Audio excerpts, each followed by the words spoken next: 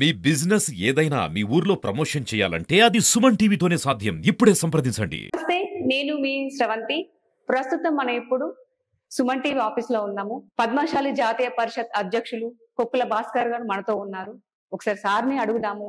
అంటే చాలా మంది చేనేత కార్మికులు ఆత్మహత్యలు చేసుకుంటున్నారు. ఆ సందర్భంగా మనం ఒకసారి సార్ని అడిగి సార్ మాటల్లో కొన్ని విషయాలు తెలుసుకుందాం. నమస్తే సార్, ఎలా ఉన్నారు సార్? బాగున్నాం. ముందుగా సుమన్ టీవీ ప్రేక్షకులకు పద్మశాలి జాతీయ పక్షాన కొక్కుల భాస్కర్ అభివందనలు. సార్ చెప్పండి, ఇప్పుడు ప్రస్తుతం అంటే తెలంగాణ రాష్ట్రం వచ్చిన తర్వాత రాకముందు, సో ఇప్పుడు ప్రభుత్వం కొత్త ప్రభుత్వం వచ్చింది. సో మనం గతం గురించి మనం పక్కన పెడితే ఇప్పుడున్న కొత్త ప్రభుత్వంలో అప్పుడు చేనేత కార్మికులకి అంటే వాళ్ళ కుటుంబంలో సంతోషాన్ని నింపుతుందా? మంచి ప్రశ్న అండి. ఒకప్పుడు పౌర్ణం పరిశ్రమ, చేనేత పరిశ్రమ, మన మానవ సంరక్షణ కాపాడే ఈ పరిశ్రమ ప్రస్తుతం సిరిసిల్ల పరిశ్రమను ఎప్పుడు కూడా మనం రాజకీయ నాయకులు వాళ్ళ ఓటు బ్యాంకుగానే చూస్తున్నారు.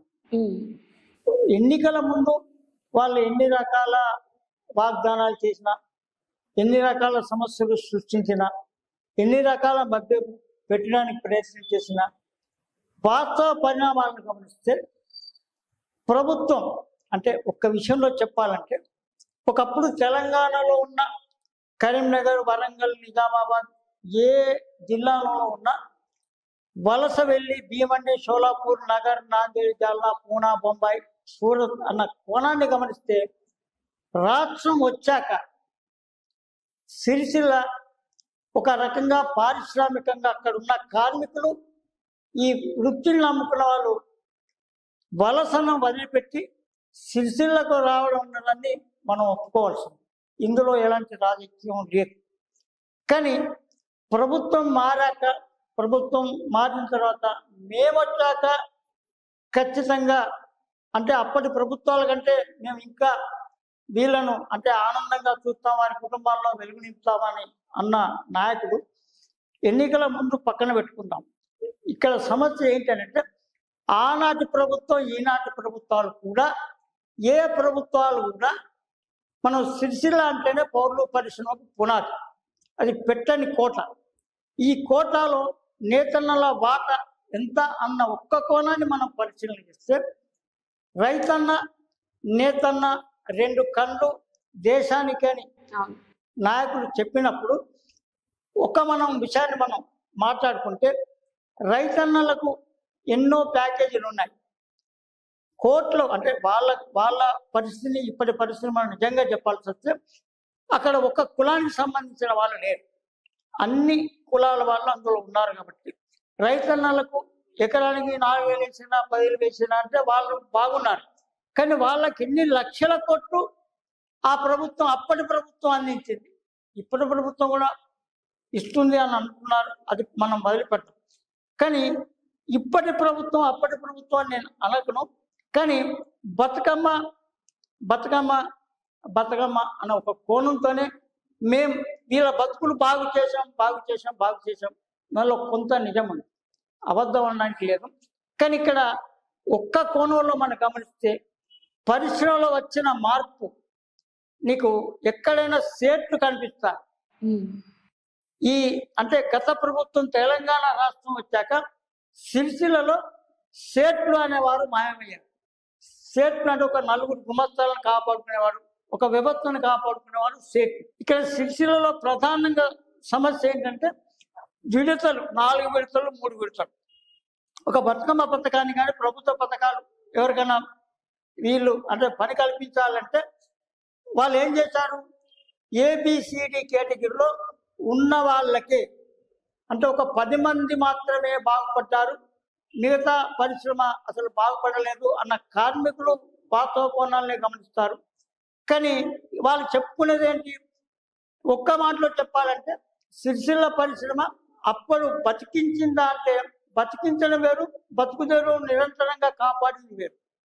ప్రభుత్వం మారింది కావచ్చు, కానీ పరిశ్రమ కేవలం మేము బతుకమ్మ పుస్తకం అందించింది కాబట్టి మేమే బతికించామని ఆ నాయకులు చెప్పడమే. ఈ నాయకులలో కొంచెం అంటే ఎవరికైనా పక్షపాత ధోరణి అనొచ్చు, లేదా మేము ప్రజల్లో వాళ్ళకంటే మంచిగా చేస్తాం అనుకున్నప్పుడు వాళ్ళు చేసింది మేమెందుకు చేయాలంటే కార్మికులు, శిక్షల కార్మికులు కూడా భయాందోళనలో ఉన్నారు. ఈ పథకాలు ఉంటాయా పోతాయా, ఈ పరిస్థితుల్లో మా పరిస్థితి ఏంటి అని ఒక భయంకరమైన పరిస్థితులు.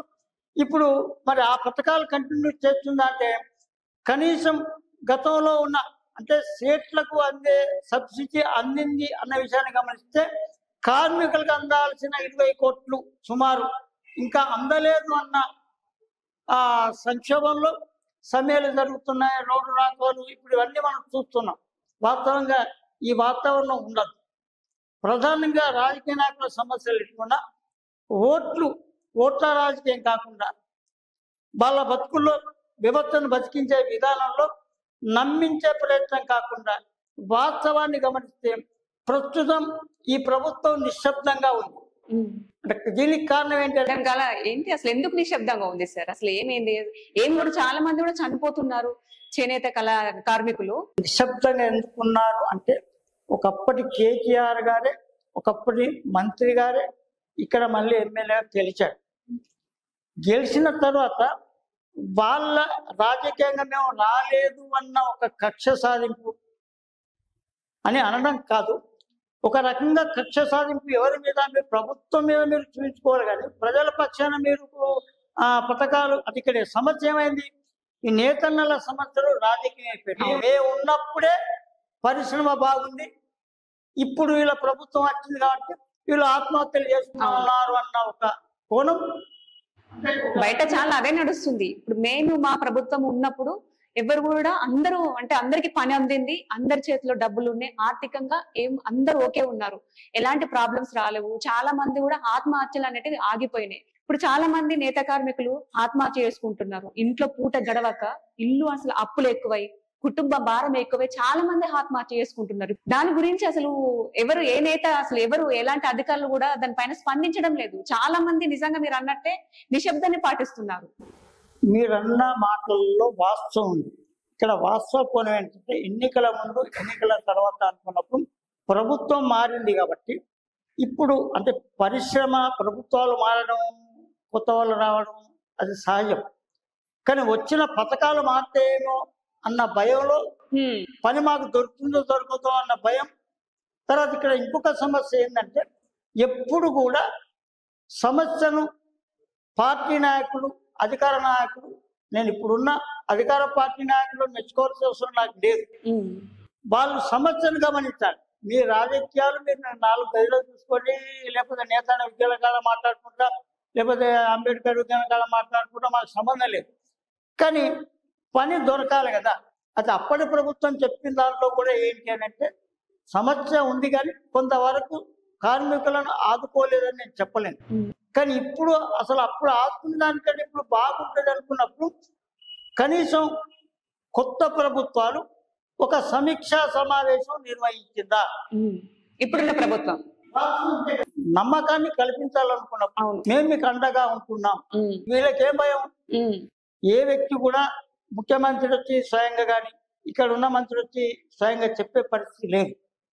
అయితే ఆ సమస్యను తెలిసిన వాళ్ళు చెప్పగలిగినప్పుడు ఆ సబ్జెక్ట్ నాలెడ్జ్ మీద అవగాహన ఉన్న వ్యక్తి వెంటనే కార్పొరేషన్ చైర్మన్ అన్న కోణంలో ఒక వ్యక్తిని నియమిస్తే ఆ వ్యక్తి ఇక్కడ సంబంధిత మంత్రిరా, లేకపోతే ముఖ్యమంత్రిరా, లేకపోతే ఇక్కడ ఉన్న అధికారులకు చెప్పే అవకాశం ఉంటుంది. దానికి పరిష్కారం దొరుకుతుంది.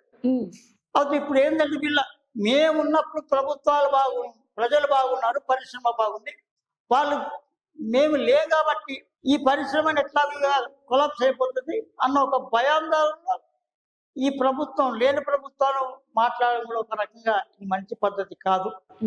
ఎవరైనా ప్రభుత్వం బాగాలనుకున్నప్పుడు బాధ్యత ఇప్పుడు పోయిన ప్రభుత్వం అనగా, పోయిన ప్రభుత్వం అంటే కేసీఆర్ గారే ఇది మొత్తం చరిత్ర, పౌర్ణం పరిశ్రమ రాష్ట్ర చరిత్ర అంతా ఆయనకు తెలిసిన సమస్య.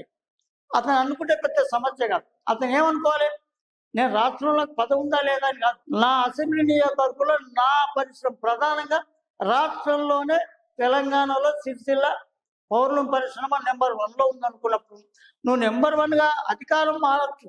కానీ కేటీఆర్ గారు మారలేదు కదా. మారినప్పుడు మీరు ఎందుకు ఆ ప్రభుత్వమే చేస్తుంది, మేము నిశ్శబ్దంగా ఉంటాం అని దాన్ని మీరు చేయకపోండి. కానీ మేం చేసినప్పుడే అనడం అది మంచి ఆలోచన కాదు. విషయాన్ని అలాగని చెప్పి అధికారంలో ఉన్న ప్రభుత్వాలు కూడా ఖచ్చితంగా ఒక కమిటీ వేయాలి. అంటే సంక్షేమం ఎందుకు వచ్చింది, అప్పటికిప్పుడు వచ్చిన పరిస్థితుల్లో మార్పులు ఏంటి, దీనికి పరిష్కారం ఏంటంటే వెంటనే ఇక్కడ సమస్య ఏంటంటే సేట్లు తర్వాత ఆసాములు కార్మికులు అన్న విభజించి పాలించే విధానంలో సేట్లు ఎంతసేపు ఒక పార్టీకి కొమ్ము కాస్తుంది. ఇప్పుడు నేను అనకూడదు, ఏ ప్రభుత్వాలైనా మారినప్పుడు అసెంబ్లీ ఎన్నికల్లో గెలిచిన ఎవరన్నా మనం పక్కన పెట్టుకుంటే పార్లమెంట్ ఎన్నికల్లో విషయాన్ని మనం సంబంధం లేకపోయినా ఏం చూస్తుంది, అధికారంలో మేము ఉన్నాం కాబట్టి మాకు ఓట్లు వస్తే మేము ఎట్లాగో సహకారం, ఎవరైనా ఓట్ల ఓటు బ్యాంక్ అని పరిశ్రమ కార్మికులను చూస్తున్నారు కాబట్టి. అయితే ప్రధానంగా ఈ సమస్య ఎక్కడ ఉత్పన్నం అవుతుందంటే మా చేతి నుంచి సిరిసిల్ల పోవద్దు, ఇప్పటికీ మేము అంటే బతుకమ్మ బందీలు కానీ వీళ్ళు బతకాలని చెప్పి గత ప్రభుత్వాలు ప్రధానంగా సేట్లు కార్మికుల పక్షాన ఉండాలి, నాయకుల పక్షాన పార్టీలు ఉంటాయి పోతాయి. అది ఇప్పటికైనా నేను మీకు ఒక విషయం ఏంటంటే ఇప్పుడు అనుబంధ సంఘాలు ఉన్నాయి, అంటే చేనేత పరిశ్రమ సంఘం, పౌరుల పరిశ్రమ సహకారాలు, కోఆపరేటివ్, ఇంకా కార్మిక సంఘాలు ఉన్నాయి. ఇప్పుడు మీరు చూడండి, ఒకప్పుడు ఆ రాష్ట్ర ప్రభుత్వం ఉన్నప్పుడు అందరి నాయకులు వాళ్ళే వేదికలు ఎక్కారు, వాళ్ళే సమస్యలు మేము పరిష్కరిస్తున్నాం మీకెందుకని ఫోటోలు దిగారు, పోజులు ఇచ్చారు, ఎంతవరకు ఎంతవరకు అవుతుందంటే అది ఎలా ఉందంటే చేయడం అని కాదు. 365 రోజులలో వాళ్ళకి ఎన్ని రోజుల పని దొరికింది, 6 నెలలు 7 నెలలు దొరికింది. ఆ తర్వాత మళ్ళీ ఏదో బతికిందంటే బతికింది, అది కాదు బతుకు. మొత్తం 365 రోజులు సుఖంగా బతికే ప్రణాళికలు ఉన్నాయంటే లేవు. దీనికి లేకపోవడానికి వీళ్ళు అంటే రాజకీయాలకు అతీతంగా ఒక సమీక్షా సమావేశాలు ఒక సిరిసిల్లలోనే కాదు, ఒక పరిశ్రమ సిరిసిల్లలో నెంబర్ 1 అంటే మరో ఈరోడు, మరో సేలం అనుకుంటున్నారు, మరో బొంబాయి, మరో భీవని అలా అన్నారు. మేము మరో సోలాపూర్ చేస్తాం, మరో భీవని చేస్తా ఉన్నాం. ఇప్పుడు భీవని కాదు, ఒకప్పుడు అక్కడి నుంచి వలసన వెళ్ళిన వాళ్ళు. నేను అప్పుడు ఒక కవిత రాశాను, తల్లి నిడిచి చెల్లె నిడిచి కట్టుకున్న ఆలు నిడిచి కన్న కొడుకు ప్రేమ మర్చి పొట్ట కోసం పోగులతగా పొరుగు రాష్ట్రం వలసపోతే గడియ గంట లెక్కలేదు, జాలకింత తిండి లేదు, రోగమత్తే మందు లేదు, చచ్చిపోతే దిక్కు లేదు. అంటే ఆ పరిస్థితి ఉండేది. మళ్ళీ ఇప్పుడు ఏమైంది, ఇప్పుడు ఈ పరిశ్రమ ఇక్కడ సిరిసిల్ల ఏం లేదని అనుకుంటున్నారు. భీవడిలో బాగుందా లేదా, సోలపుల్లో బాగుందా, సూర్యులో బాగుందా కాదు, ఇక మళ్ళీ మాకు వలసలు తప్పాయనే ఒక భయాందోళనలో కార్మికులు. ముందు వాళ్ళని బతికించడం కంటే ఆ భయాందోళన తొలగించడానికి అసలు ఏ పార్టీ, ఆ పార్టీ ఈ పార్టీ, ఆ పార్టీ నాయకులకు బాధ్యత లేదా? ఆ బాధ్యత లేనప్పుడు వాళ్ళు చెప్తే ఇక్కడ సమస్య ఏంటంటే ప్రతిపక్షం పక్షం. ఇక్కడ అధికారంలో ఉన్నప్పుడు ఒకప్పుడున్న కేటీఆర్ గారి చేతుల్లోనే ఇంకా ఈ సేట్లు అందరూ బందీగా ఉన్నారు, ఇది 100% నేను. అయితే వాళ్ళు పరిశ్రమ గురించి ఆలోచన చేయాలి, కానీ మేము ఆ నాయకత్వాన్ని మేము మాకు పుట్టిన ఉంచుకుంటామని చెప్పి కార్మికులను కక్ష సాధింపు చర్య చేస్తున్నది వాస్తవంగా సేట్లు అని. సేట్లు అని నేను అనను కాదు, వాళ్ళ కొమ్ముగాయడం, ఆ నాయకుల కొమ్ముగాయడమే ఈ పరిశ్రమకు 100% సమస్యలు సృష్టిస్తుంది. ఈ అధికార ప్రభుత్వం కూడా మీరు అంతగానో ఆర్గనైజేషన్లో వాళ్ళే అనుకుంటున్నారు కాబట్టి వాళ్ళు ఎంతవరకు చేస్తారో మేము కూడా చూస్తాం అని చెప్పి కొంచెం నిశ్శబ్దతగా ఉన్నారు. ఉండకూడదు, తప్పు, అది వదిలిపెడతాం. ఇప్పుడు సిరిసిల్ల మిగతా సమస్య కంటే సిరిసిల్ల సమస్య ఎక్కడంటే సిరిసిల్ల అనేది మరో ఈరోడు మరో సేలం చేస్తా అన్న నాయకుడు ఒక్కరు ఇప్పుడు కనిపిస్తాడు. సమస్యలు ఉన్నప్పుడు సమస్యలు పరిష్కరించిన వాళ్ళే నిజంగా అధికారులు కావచ్చు. తర్వాత ఇక్కడ అధికారులు కూడా 100% తప్పుంది. వాళ్ళు ఏంటంటే వాళ్ళు చెప్పింది చేస్తారా, వీళ్ళు చెప్పింది చేస్తారా అన్నప్పుడు మరి ఇప్పుడు వాళ్ళు పార్టీకి అతీతంగా ప్రజలకు సేవ చేయాలి కదా. కార్మిక పక్షాన నిలిచినప్పుడు నేను అనడం కాదు, నిజంగా కార్మికులు ఎంతమంది ఉన్నారు, ఎన్ని గంటలు పనిచేస్తున్నాం అనుకున్నప్పుడు మన కేటీఆర్ గారు ఏమన్నారు, నేను 15,000 20,000 జీతం వస్తుంది అన్నారు. నీకు 15,000 20,000 జీతం ఎంత వస్తుంది? 2 జోడీలు నేస్తేనే నీకు రావాలి.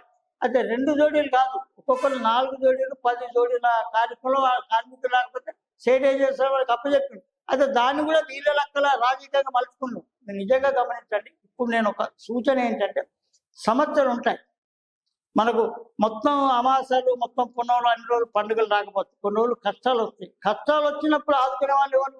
అయితే ప్రభుత్వం ఆదుకోవాలి, లేకపోతే సేట్ ఆదు. ముందుగానే రాజకీయ నాయకుల దగ్గరికి వెళ్ళాం సమస్య వచ్చిన తర్వాత, ముందుగా వెళ్ళేదే సేట్ దగ్గరికి. అయితే సేట్ మినిమం కాన్సెప్ట్ అంటే నీకుండే వ్యక్తిగతమైన ఇప్పుడు ఎంత లాభం వస్తుందని కాదు. ఇప్పుడు మీరు సేట్లలో ఎవరైనా ఉరేసుకున్నారా?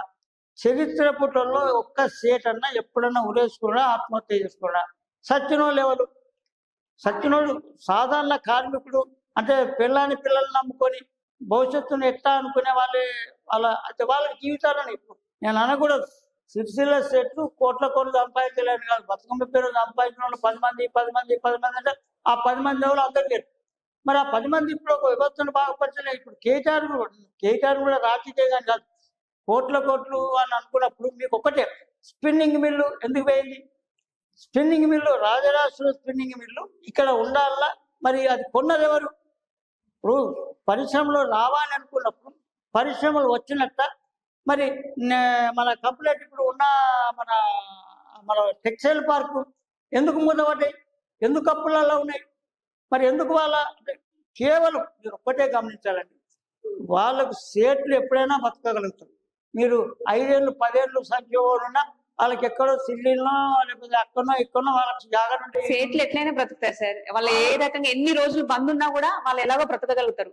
ఇప్పుడు బజార్న పడేది కార్మికులు, అంటే పొట్టను నమ్ముకున్న వాళ్ళకి ఇప్పుడు వాస్తవ సమస్యలు ఉంటాయి. వాళ్ళు కూడా మానవత కోణం ఎప్పుడు కూడా, ఇక్కడ కులాన్ని నేను సమర్థించడం లేదు, సమస్యలు చేయనప్పుడు ఇప్పుడున్న ప్రధాన సమస్య ఏంటి అంటే కార్మికులకు కనీస వేతనం ప్రకటించాలి. ఏదో మేము నిజాల 3 రోజులు చెప్తారు, 6 రోజులు చెప్తారు, 11 రోజులు చెప్తారు, ఆ తర్వాత 3 నెలల తర్వాత ఉండడు. ఎంతసేపు చేతి దగ్గర పోయి చేతులు కట్టుకునే ప్రసక్తి కార్మికునికి రావద్దు. పని జరిగినా జరగకపోయినా కనీస వేతనం అనేది నేత కార్మికుడికి అందే ఒక చట్టాన్ని బలంగా తీసుకురావాలి. ఖచ్చితంగా ఉన్నప్పుడు ఒక నమ్మకం ఉంటుంది. వీళ్ళొక నమ్మకం ఉంటే అప్పు చేసుకొని బతకడానికి అవకాశాలు ఉంటాయి. ఆ నమ్మకం జనంలో కల్పించాలనుకున్నప్పుడు కార్మికులకు కనీస వేతనం అందించాలి. తర్వాత యారన్ డిపోలు ఎవరి దగ్గర ఉండాలి? యారన్ డిపోలు ఇక్కడ ఉండాలి. అసలు ఇంకొక విషయం ఏం చెప్పాలంటే, ప్రధానంగా సిరిసిల్లలో దాదాపు ఒక 15 అనుబంధ సంఘాలు ఉన్నాయి. అనుబంధ సంఘాలు ఎప్పుడు కూడా సేట్లు ఒక దిక్కు, గుమస్తాలు ఒక దిక్కు, కార్మికులు ఒక దిక్కు, ఆసాములు ఒక దిక్కు అనే ఒక కోణంలో విభజించి పాలించే ప్రయత్నం ఉంది.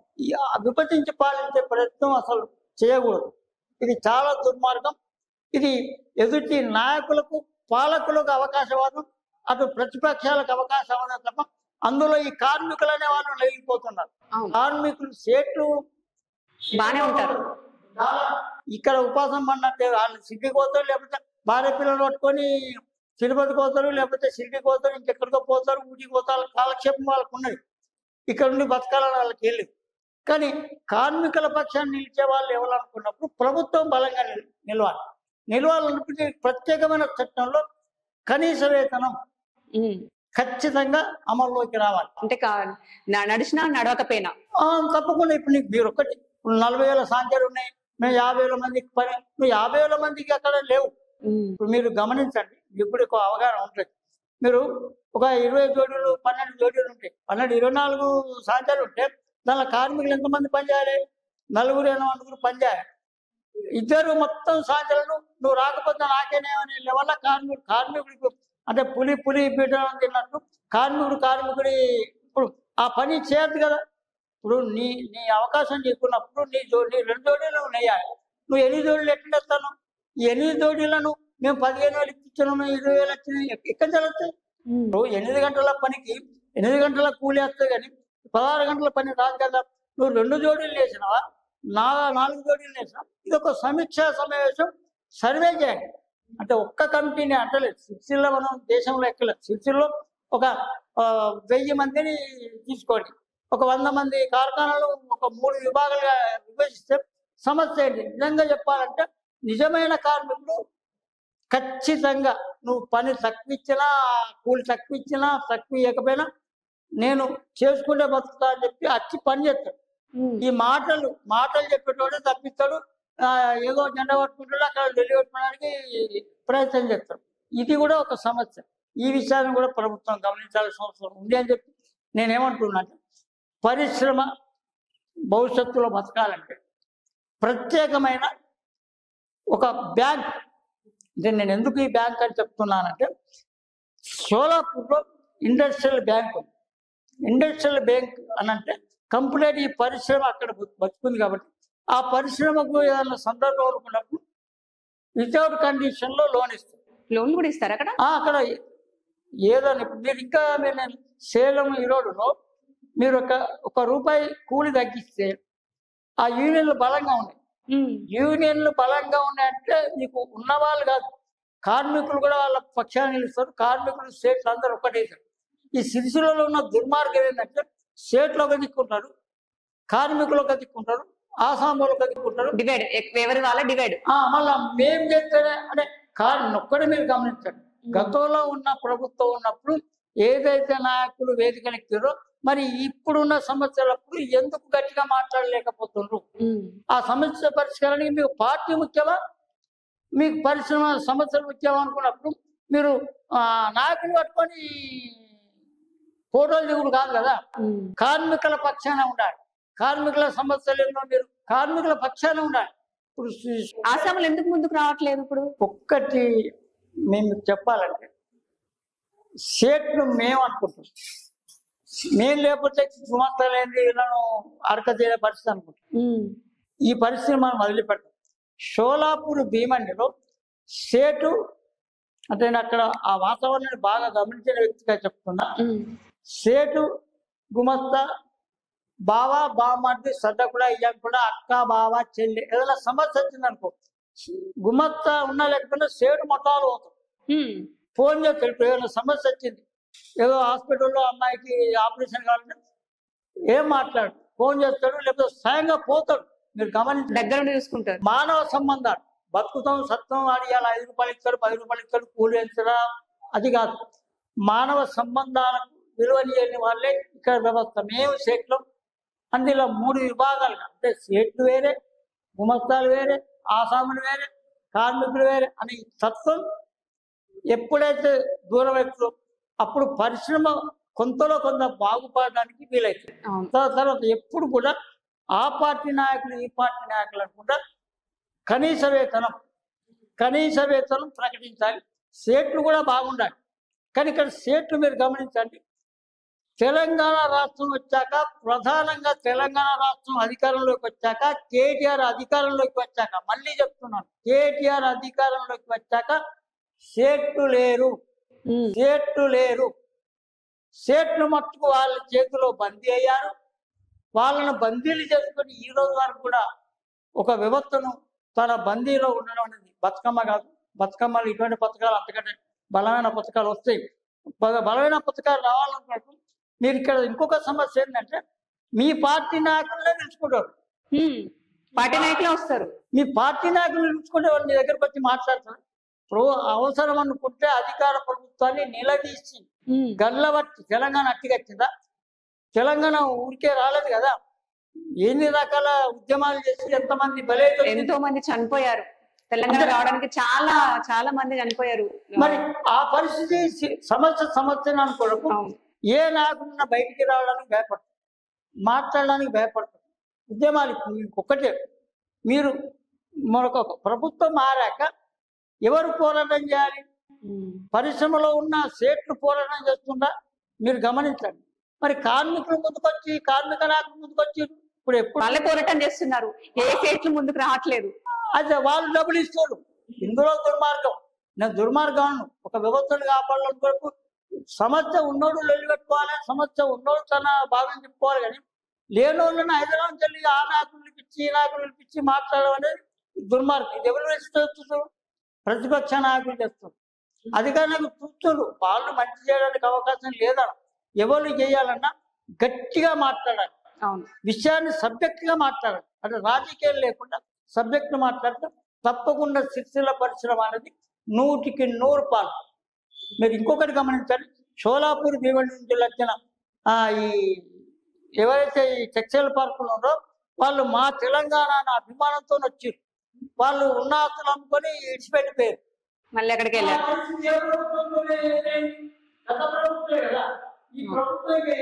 చేయలేదు. చాలా మంది కూడా నేత కార్మికులు ఆత్మహత్య చేసుకున్నారు. రీసెంట్ గా మొన్న కూడా ఒక అతను ఆత్మహత్య చేసుకున్నాడు. ఇంకెప్పుడని అడుగుతా అంటారు, అడగరు. స్టేట్లు ఒక పార్టీ దిక్కు, కార్మికులకు పార్టీ లేదు.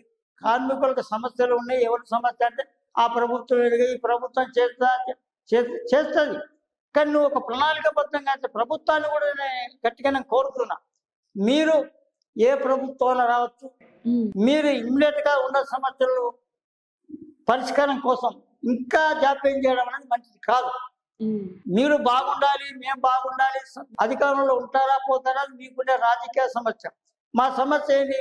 ఎన్ని సాంఖ్యలు ఉన్నాయి, ఎన్ని సాంఖ్యల మీద పనులు నిజంగా ఎంత వర్క్ ఉంది, ఆ వర్క్ అయిన కూలి ఎంత అంటే కనీస వేతనం అనేది ఖచ్చితంగా ఉండాలి. డిపో డిపో ఇక్కడ పెట్టాలి. మీరు ఒక్కటే ప్రత్యేక బ్యాంకు, నేను మళ్ళా చెప్తున్నా, ప్రత్యేక బ్యాంక్ టెక్స్టైల్ పార్కులకు ప్రత్యేక. ఇప్పుడు ఇంకొకటి గమనించాలంటే ఇక్కడ ఈ బట్ట అమరు అది ఎక్కడ ఉంటుందో వాడికి తెలియదు, వీళ్ళకి తెలియదు. బతుకమ్మ అంటే తీసుకుపోయి పొలాలలో జిట్టు బొమ్మలకు ఎక్కినట్టు కడతాను. దాన్ని నేనేమంటున్నా, బతుకమ్మ చీర ఇస్తున్నావు ఆడబిడ్డకు చీర నువ్వు ఎంతకి ఇస్తావు? 300 చీర ఇస్తావా?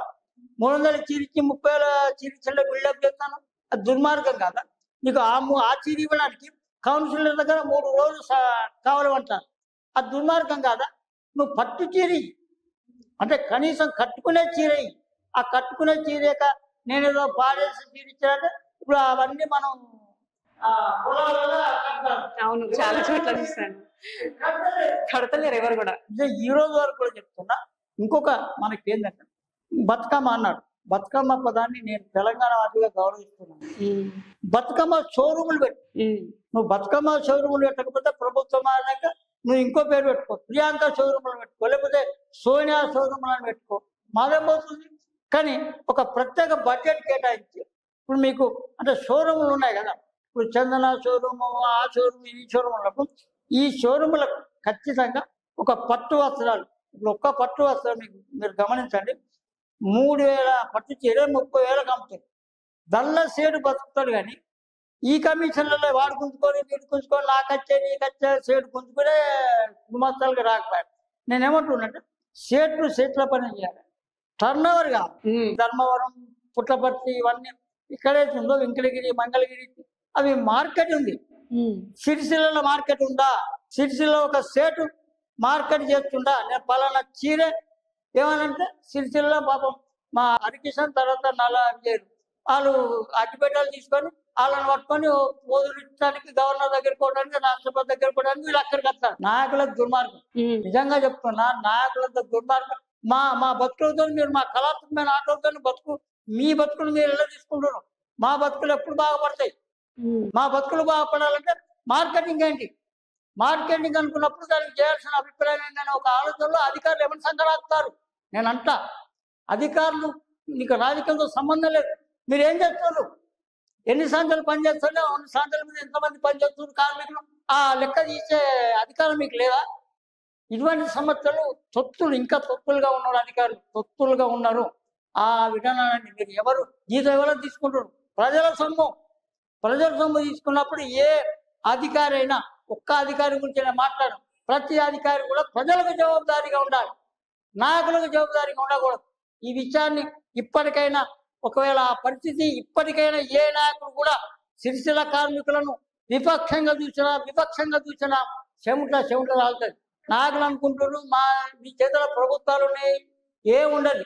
తిరుగుబాటు వచ్చిందంటే, నేతనాడు తిరుగుబాటు వచ్చిందంటే గద అనుకుతారు. అంటే ఆ తిరుగుబాటు రావడానికి అంటే పద్మశాలులు చాలా అమాయకులు, మంచోళ్ళు, నిజాయితీ పనులు, నిబద్ధతగా ఉంటారు. కానీ ఒకవేళ తిక్క లేచిందనుకో ఆత్మహత్యలు కావు, హత్యలే మొదలైంది. అది ఏంటనడానికి సమాధానం దొరకాలంటే నేను ప్రభుత్వాన్ని వినయపూర్వకంగా విజ్ఞతతో చెప్తున్నా. సిరిసిల్లలో సమీక్షా సమావేశాలు నిర్వహించండి. 3 నెలల్లో మీరు బాగు చేస్తారా బాగు చేయరా? బాగు చేయాలని చెప్తే హోటల్ పెట్టుకుంటారు, వేరే విదేశాలకు మళ్ళా బొంబాయి అవుతారు, భీమన్ అవుతారు, సోలాపూర్ అవుతారు. సిరిసిల్లలో పట్టుకొని మేము ఎందుకు వెళ్ళాలి అనే విషయాన్ని నేను నిజంగా చెప్తున్నానమ్మా. ఈరోజు నేను ఎన్నో బాధలతో, ఎన్నో సమస్యలు అనుభవించిన వాడిగా నాకు సిరిసిల్ల, సోలాపూర్ అని కాదు, ఇక్కడ మొత్తం పరిశ్రమ గురించి నాకు అవగాహన ఉంది. కానీ ఎప్పుడైనా అవగాహన ఉంది అనుకున్నప్పుడు నాలాంటి వాళ్ళని కాదు, ఇక్కడ కళాకారులు, రచయితలు, గాయకులు వాళ్ళే కదా వాళ్ళతో మీరు ఎప్పుడు అంటే మీ పార్టీ నాయకులతోనే సమీక్ష. అంటే తెలుగుదేశం ఉంటే తెలుగుదేశం వాళ్ళు, బీఆర్ఎస్ వాళ్ళు బీఆర్ఎస్ వాళ్ళు, కాంగ్రెస్ వాళ్ళు ఉంటే కాంగ్రెస్ వాళ్ళు, ఇక మిగతా వాళ్ళు మీకు కనిపించారా? అంటే అధికార పార్టీని నేను కోరుకున్నా. అప్పుడు కూడా తెలంగాణ ప్రభుత్వం వాళ్ళకు సంబంధించిన అది తప్పు, 100% తప్పు. ఎప్పుడు కానీ పక్షం ప్రతిపక్షం అనుకున్నప్పుడు మీరు సమాజంలో ఉండే ఆ అనుభవం ఉన్న వ్యక్తులతో ఒక సమీక్ష సమావేశాలు నిర్వహించాలి. లేదనుకుంటే వీళ్ళు ఏంటి అని మనం కొన్ని విషయాల్లో మనకు ఆలోచనలు ఉంటాయి, కానీ ఆర్థిక పరిస్థితి మనకు అనుకూలించాలి. ఒక్కటే మేడం, నిజాయితీ, చిత్తశుద్ధి, ఆత్మ పరిశీలన, నో రాజకీయం. అప్పుడు ఎవరు చెప్పినా వింటాడు. దీనికి ఒక సమీక్షా సమావేశం ఏర్పాటు చేస్తే ఒక మనకు పరిష్కారం దొరుకుతుందని చెప్పి ఈ సందర్భంగా నేను మీ సుమన్ టీవీకి చాలా అంటే ఒక నిజాయితీ నిబద్ధతగా ఈ చేసే ఏర్పాటు, మిగతా ఈ ప్రయత్నం వల్ల కనీసం కొంతమంది లోపల మార్పు వస్తే, మా నేత కార్మికులు బాగుపడితే నేను నిజంగా సంతోషిస్తున్నాను. అంతకంటే మించి మనకు కావాల్సింది అందరి బతుకులు బాగుండాలి, తెలంగాణ బాగుండాలి, పార్టీలు ఎలాగో వాళ్ళు వేరు, ప్రజలు బాగుండాలి అన్నదే నా వాస్తవం. Thank you sir. మాకు చాలా అంటే నేత కార్మికుల కోసం అయితే మీరు ముందుకొచ్చి వాళ్ళ తరపున మీరు ఇంత చక్కగా వివరించి ఎక్స్ప్లెయిన్ చేసినందుకు మా సుమన్ టీవీ తరపున ధన్యవాదాలు. మీకంటే ఎక్కువ సంతోషం నాకుందమ్మా. నేను కులాన్ని గౌరవించడం కాదు, వ్యవస్థను గౌరవించే వ్యక్తి. వ్యవస్థను గౌరవించి వ్యవస్థ బాగున్నప్పుడే మనకు అందరూ సంతోషంగా ఉండాలి, అందరూ కుటుంబం బాగుండాలి. Okay sir, thank you sir. చాలా